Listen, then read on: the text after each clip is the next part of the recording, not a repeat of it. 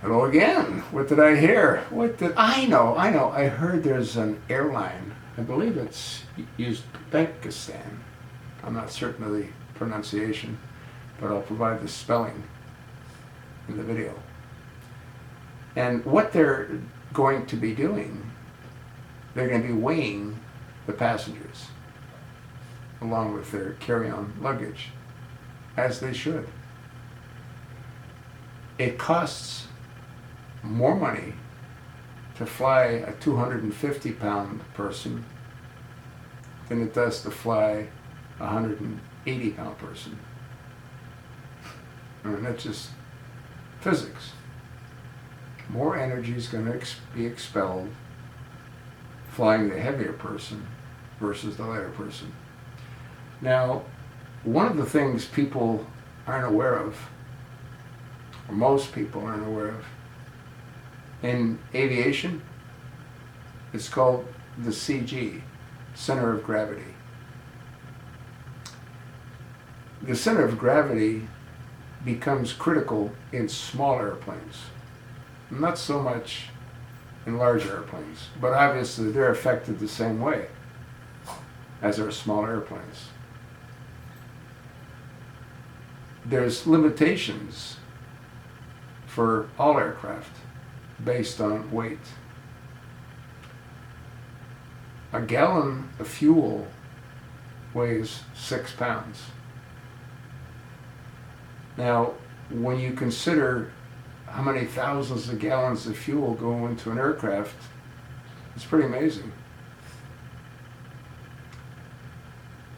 A B-2 bomber, half the weight of the aircraft is fuel.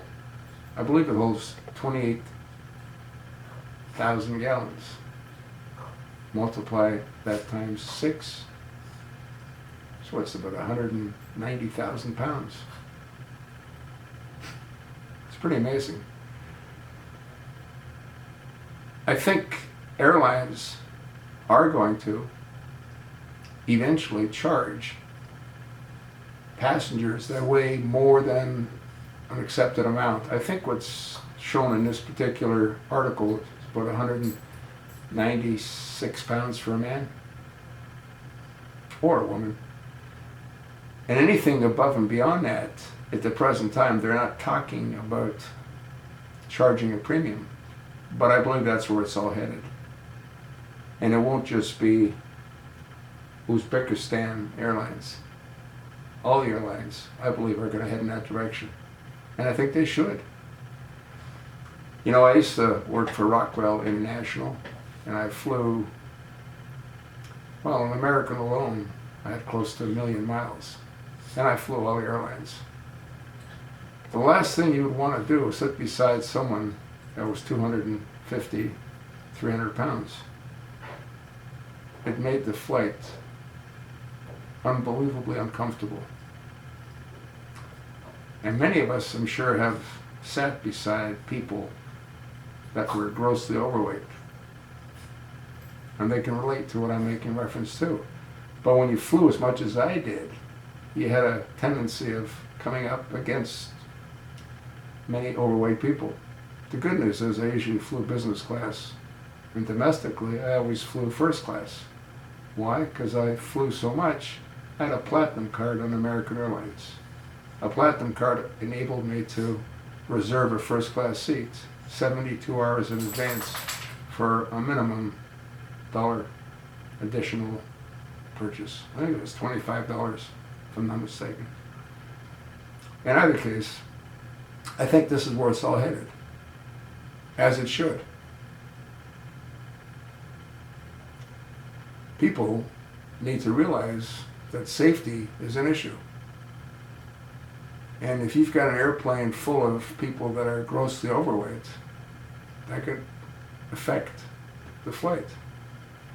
In commercial airplanes, in the small 10-seaters or the 20-seaters that we've all flown, you know, the commuter aircraft, it becomes even more critical.